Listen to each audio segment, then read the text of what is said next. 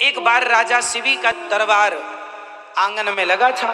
बाहर सर्दियों का मौसम था, प्रजा बैठी थी, मंत्री संतरी खड़े थे, दरबार लगा था।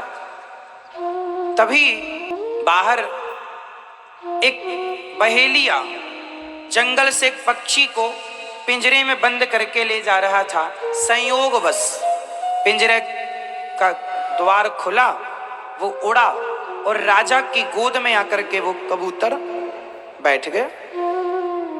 ढूंढता ढूंढता वो बहेलिया हत्यारा आया। राजा साहब, ये आपकी गोद में ये कबूतर बैठा है, मेरा, मैं जंगल से पकड़ के लाया हूं, अभी इसको पका के खाऊंगा। राजा बोले, देख, ये मेरी गोद में आया है, मेरी शरण में आ गया, अब इसे तू मार नहीं सकता। नहीं नहीं, ये मेरा है। राजा बोले, तेरा था, अब ये मेरी गोद में। नहीं महाराज, आप राजा हैं, आप न्याय कीजिए, बताओ ये पक्षी किसका है, बताओ वो पक्षी किसका था, राजा का हुआ या बहेलिया का हुआ? न्याय क्या कहता है, किसका हुआ? भाई न्याय तो ये कहता है कि वो पक्षी बहेलिया का है। ये सही है कि राजा ने बचाने का निर्णय लिया, मारने वाले से बचाने वाला बड़ा होता। इस हिसाब से बचाने की भावना से राजा बड़े हैं, पर न्याय की दृष्टि से पक्षी तो बहेलिया का।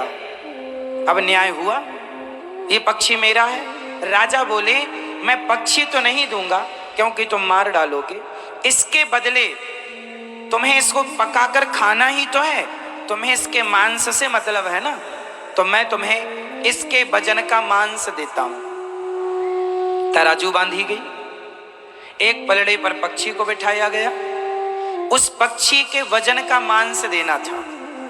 अब राजा किसको पकड़ के लाते? भाई किसी को भी मारते तो हत्या है ना। तो राजा इतने धर्मात्मा थे, उन्होंने ना बकरा ना मुर्गी, किसी को नहीं, इतने बड़े राजा थे, मांस किसी का भी दे सकते थे। नहीं, मैं अपना दूंगा, मैं आपको मार दूं, मेरा अधिकार आपको मारने का नहीं है, लेकिन धर्म के लिए यदि मुझे अपने शरीर का अंग देकर किसी की रक्षा करनी हो तो कर लेनी चाहिए। तो राजा ने अपने जांघ का मांस काट के तराजू के पलड़े पर रखा, पर पक्षी भारी बराबर ना हुआ तो दूसरी जांघ काट दी, मांस, फिर भी पक्षी का वजन ज्यादा। राजा ने अपने पेट का मांस काट के रखा, फिर भी पक्षी, मायावी पक्षी था, बढ़ता ही चला गया। राजा ने अपने दोनों पांव काट दिए, राजा ने अपना लगभग यहाँ कंधे का मांस भी काट के रखा, फिर भी पलड़ा बराबर नहीं हुआ। राजा ने अपना सिर काटना शुरू किया, ज्यों तलवार गर्दन पर रखी और अपने आप को काट कर चढ़ाने की बात की, तब उस पक्षी से भगवान प्रकट हो गए। वाह राजन, धन्य है आप कि आपने एक पक्षी की रक्षा के लिए अपने प्राणों का दान कर दिया। ऐसे राजा, ऐसे धर्मात्मा राजा, ऐसे प्रजा के सेवक राजा इस धरती को बार बार नसीब नहीं होते। ये धरती भी रोती है कई बार कि ऐसे सत्यवादी, ऐसे दयावान राजा अब कब जन्म लेंगे। भगवान ने उनको कृपा दृष्टि से अंग सारे ठीक किए, पर ये कहानी हमारे सनातन धर्म में वेद पुराणों की चर्चा है कि एक राजा ने, एक पक्षी की क्या वैल्यू थी, कौन अपना गला काटता है भाई, पर अहिंसा ही परमो धर्म। हमारे यहाँ क्या सिखाया जाता है? अहिंसा, मतलब किसी की हत्या करना सबसे बड़ा पाप है और किसी की रक्षा करना सबसे बड़ा पुण्य है। अब देख लो कि आप पुण्य कर रहे हैं अपने स्वाद के लिए या पाप कर रहे हैं। मांस खाने वाले की दलील जरूर देते हैं कि भाई अन्न में भी तो जीव है, गेहूं में, चावल में, मैं भी तो जीव है, तो हम मुर्गी का जीव खाएं, मुर्गी खाएं या चावल दाल खाएं, एक ही बात है। ऐसा मांस खाने वाले दलील रखते हैं। मांस की तुलना अन्न से नहीं हो सकती। अन्न को भगवान ने खाने के लिए बनाया है। मांस, गेहूं से खून नहीं निकलता, गेहूं में हड्डियां नहीं होती, अंकुरित शक्ति है माना की, पर उसमें जो प्राण है गेहूं के, वो प्राणों से हमारे और आपके प्राणों की रक्षा के लिए ईश्वर ने उसमें प्राण भरे। लेकिन मांस, जब आप किसी को मारते हैं तो वो कितना चीखती है, मुर्गी कितना चिल्लाती है, मछली कितना तड़पती है, उसे इतना दर्द देने का अधिकार आपको किसने दिया?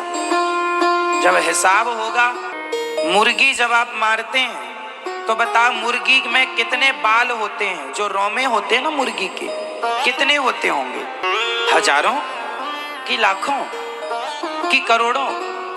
मुर्गी के पंखों में पूरे यदि हम उसके रोमों को गिने तो कितने होंगे? कि लमसम बताओ, हजार, लाख या करोड़? करोड़ों हो सकते हैं कि लाखों में बात करें? तो ध्यान से सुनिएगा, एक मुर्गी के शरीर में जितने रोमे होते हैं, हमारे सबके शरीर में रोमे होते हैं लगभग। वो रोमे क्यों होते हैं? हिसाब किताब बना रहे इसलिए। गाय को कोई मारे तो गाय के शरीर में जितने रोमे हैं वह उतने जन्मों तक, उतने वर्षों तक वह वैतरणी नाम के नरक में रहेगा। आपने मुर्गी की हत्या की तो उसके शरीर में जितने रोमे हैं, आप उतने वर्षों तक या जन्मों तक, अब जो भगवान का हिसाब हो, उतने जन्मों तक नरक में रहकर वो यातनाएं भोगनी पड़ेंगी। 84 लाख योनियों में। अच्छा बताओ, कुत्ता मांस खाता है कि नहीं? हाँ। बिल्ली मांस खाती है कि नहीं? हाँ। शेर मांस खाता है कि नहीं? हाँ। क्यों खाते हैं? क्योंकि उनके पास दाल सब्जी रोटी का ऑप्शन नहीं है। अब कुत्ता को कौन बना के देगा रोटी रोज? शेर को कौन बना के देगा दाल चावल रोज?